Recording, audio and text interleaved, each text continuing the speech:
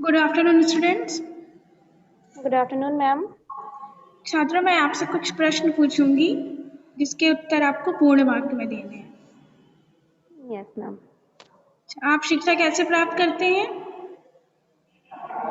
शिक्षा स्कूल से प्राप्त करते हैं। अच्छा, हाँ, स्कूल आकर के आप शिक्षा प्राप्त करते हैं। Very good.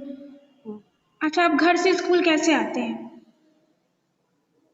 घर से गाड़ी से आते हैं।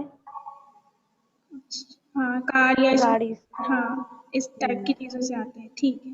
अच्छा, कार स्कूटर आदि कैसे चलते हैं? भाई, आप तो कार स्कूटर से आगे, कार स्कूटर किससे चलते हैं?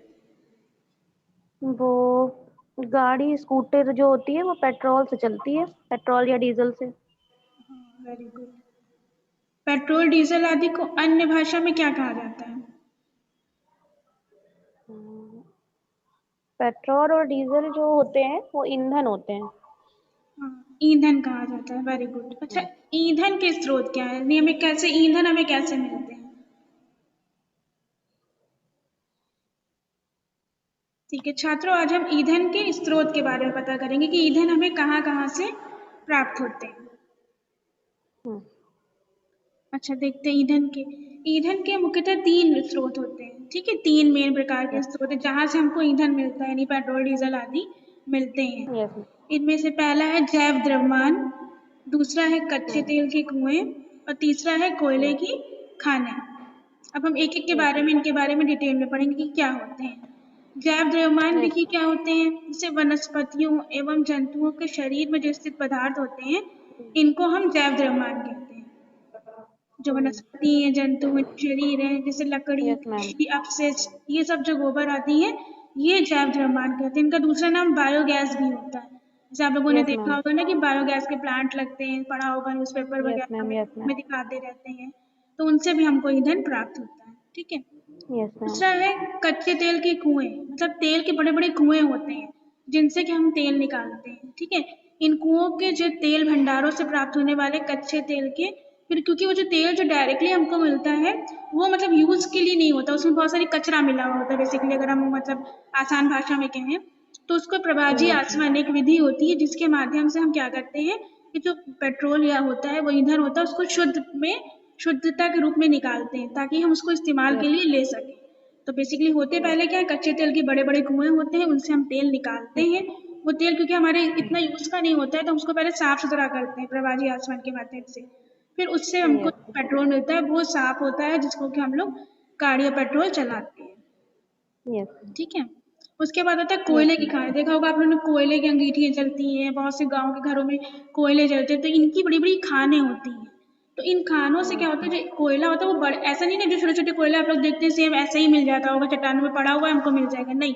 इनकी बड़ी बड़ी जो है ना, क्या कहते हैं, बड़े बड़े पत्थरों के रूप में होते हैं। फिर इनको छोटा छोटा करके छोटा किया जाता है, उसके बाद ही हमारे घर तक पहुँचते हैं, दुकानों से लेकर के हमारे घर तक पहुँचते हैं। तो बेसिकली 3 हमने ईंधन के स्रोत देखे, कौन कौन से। एक है हमारा जैव द्रव्यमान जो जंतुओं वनस्पतियों से मिलता है। दूसरा होता है हमारे कच्चे तेल के कुएं जिनसे हम लोग को कच्चे पेट्रोल कुएं वगैरह और मिलता है। और तीसरा यस कौन मैम। सा है, कोयले की खान है। जैसे कोयला है क्योंकि घरों में गोबर, घरों में जो मतलब क्या कहते हैं, जो चूल्हे जलते हैं बेसिकली, जो गाँव में जलते हैं, शहरों में तब कम दिखाई देते हैं। तो इनमें जो कोयला यूज यस। किया जाता है तो यस मैम। वो प्राप्त होता है। ठीक है, अब मैं कुछ प्रश्न पूछूंगी जिसके उत्तर आपको देने हैं। Yes ma'am. ईंधन के स्रोत किसे कहते हैं, मतलब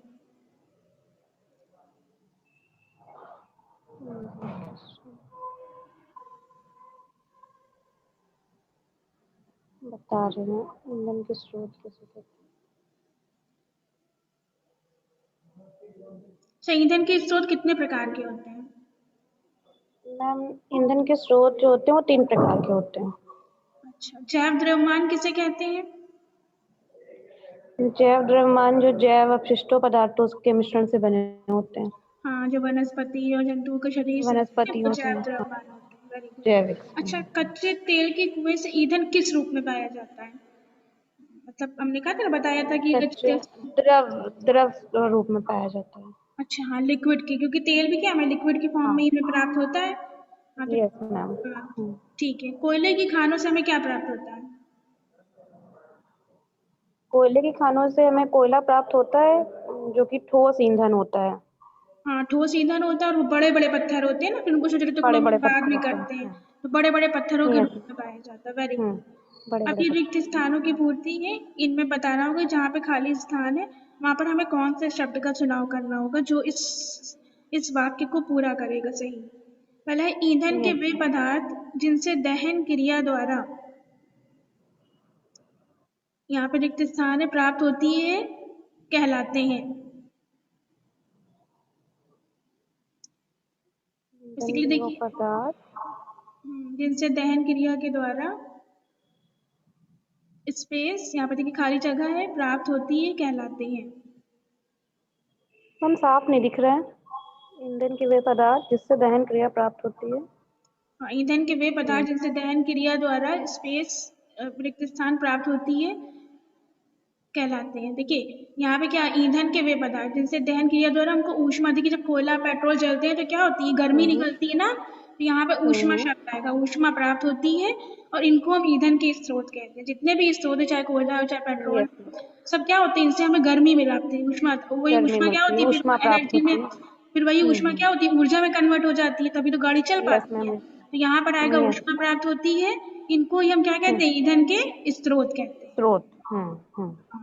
अच्छा चलिए बताइए, ठीक ईंधन के है। मुख्यतः कितने प्रकार के स्रोत होते हैं, देखिए यहाँ पूछा तीन गया है। तीन प्रकार के स्रोत होते हैं। हाँ वेरी गुड। वनस्पति एवं जंतुओं के शरीर में स्थित पदार्थों को यहाँ पे देखिए खाली जैव स्थान है। हाँ, जैव ईंधन कहते हैं। हाँ जैव ईंधन कहते हैं, या बायोगैस भी इनको कहा जाता है। हम्म।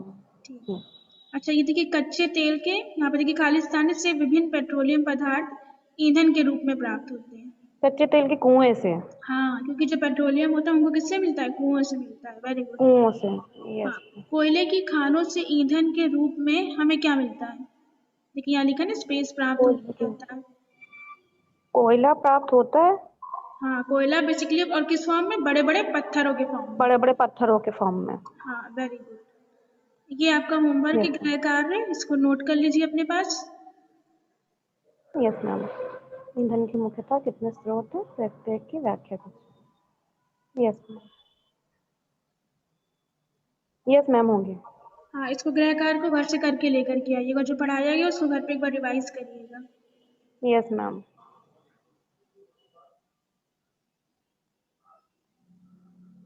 Okay ma'am.